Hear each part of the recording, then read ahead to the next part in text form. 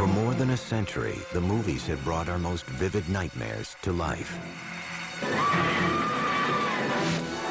Often, the fear is conjured from fantasy, from imagining the unimaginable. But it's even more frightening when the demons are real. Based on a true story. Just that small phrase that these events actually happened sort of makes the film much more both relevant and much more terrifying.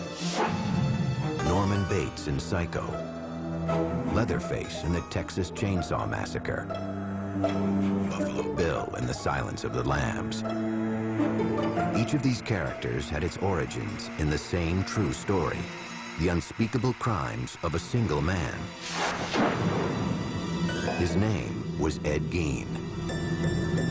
The writers of fiction, who are really good at it, could take Ed Gein and you could make him almost anything you wanted to make him in the world of horror, because he had so much to work with.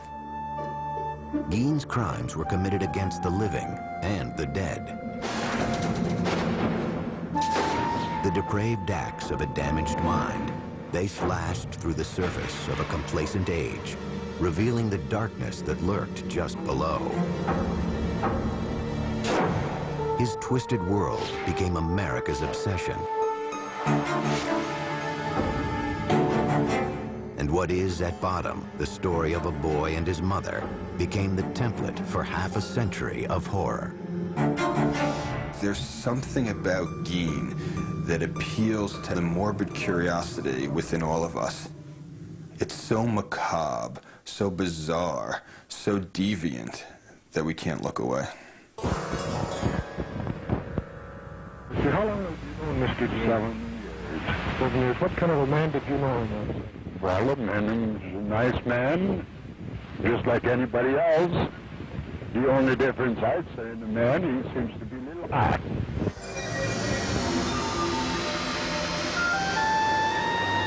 No one ever claimed that Plainfield, Wisconsin was a small-town paradise. In the fall of 1957, it was home to about 700 people, a quiet, hard-working place on the windswept flatlands of central Wisconsin. They had the main hardware store for that area, a food market. They had a restaurant or two, a saloon. There was nothing that would distinguish it from, probably 100 other communities in Wisconsin. That all changed over the course of one cold weekend, with a mysterious disappearance and a shocking discovery.